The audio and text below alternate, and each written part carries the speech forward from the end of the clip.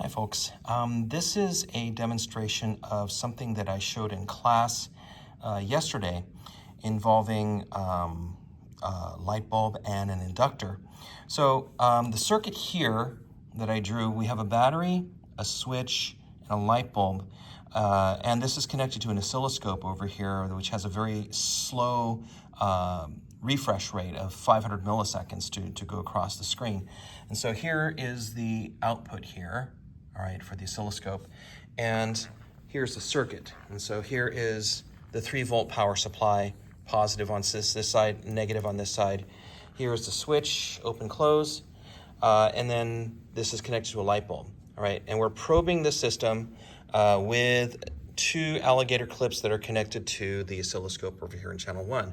So when I close the switch over here, the light bulb turns on, and over here we see that the voltage goes up. If I open the switch, the voltage goes down. So basically it's reading the voltage across the light bulb there. So if I close the switch, we can see that the thing reads a voltage there, all right? So if I do it quickly, you notice it just goes up and down like that, okay? But the thing I want to show you here is the following, because this is what the important part is for this whole thing here. If I go back here and add this bit, I put a little coil, or not a little, a fairly large coil here of wire that is basically bridging across this thing. This coil here, in the process of having this this battery here charge up or turn on the light bulb, will also produce a magnetic field in the coil, all right? And so what I'm going to do over here, here's the coil. It's a fairly large one, and I'm going to put it across the terminals here of the battery. So I'll click one side of the coil on this side and clip the other one to the other side, like that. So now the coil is connected. You may think, well, what's that going to do? You know, no big change there. Well, when you close the switch, the light bulb will turn on. Okay, so I just close the switch, the light bulb turns on. Right now there's a magnetic field that is being generated by the coil inside the thing because there's turns of wire. And you know, if you've taken physics, electricity, magnetism, we know that a coil of wire will tend to produce a magnetic field inside the coil here and around the coil while there's a current passing through it. All right, a nice steady magnetic field. But what happens if you open the circuit? All right, when you open the circuit, see, the light bulb turns off. You don't really see anything happening with the magnetic field over here. So most people think, nothing happens, right?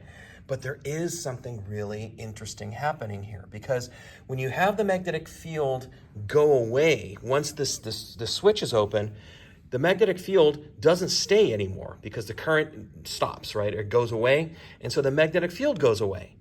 But when magnetic field changes in a system, this induces an EMF, a voltage, right, change. And so a changing magnetic field basically produces a changing voltage in the system, which produces a current, all right? Now this current is that is being produced by this changing magnetic field is going to oppose or try to oppose the changes that are going on. So how do we actually see this happening? We don't see it here physically happening. What we have to do is monitor what's going on over here. And so now that I have the coil connected, let's see if there's any changes over here. I'm going to go ahead and close the switch now. So light bulb's on, and then I turn it off, right? On, off, on, off. So you may not notice much of a change, but there's a subtle difference between this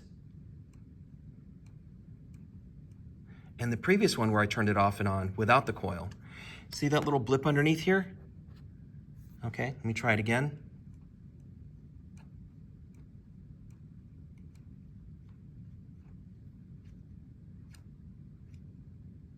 So those little blips that you see, that it pulls down a little bit below where it starts.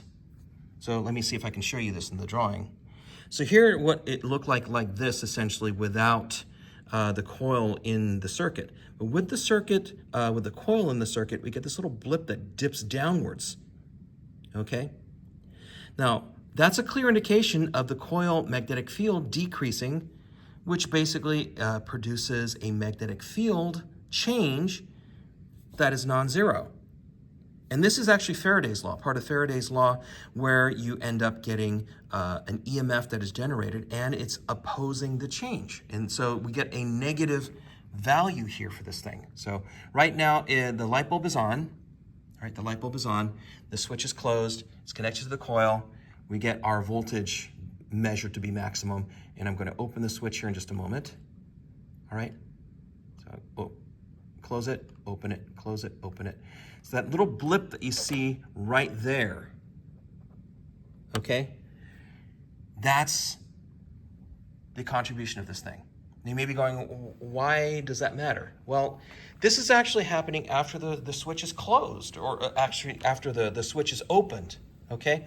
So a lot of people think that when you have a circuit like this, as soon as you open the switch here, that there's no more electricity passing through the thing, you know, done deal. That would be true if there were no inductors, no magnetic coils, or coils such as this one in the system. If there are no coils in the system, then it's a done deal. You open the switch up, there's no more current passing through the system. But if you do have a coil, what this does is when you close it, all right, the light bulb is on, you close it like this and you open it. As soon as you open it, this thing, which had a magnetic field, now goes away. It induces a current in the coil to oppose the change. And so essentially there is a little bit of trickle, ghost, so to speak, of a current that passes in the opposite direction. Sometimes I think this is called back EMF. You know, the idea here is that, you know, you think that you are done with the circuit, that you opened it up and there's no more current passing through the system. But as soon as you open it up, that magnetic field changes and it causes an additional current to pass through in the opposite direction. So that's what's going on. Okay, that's what's going on. This can be scary, especially if you're using very large currents and very large coils. That back current that is produced over here, the back EMF that's produced here, can cause some damage if you aren't careful, right? And so coils are not something to be trifled with. All right, they do produce magnetic fields, and the magnetic fields carry energy. The energy has to go away at some point.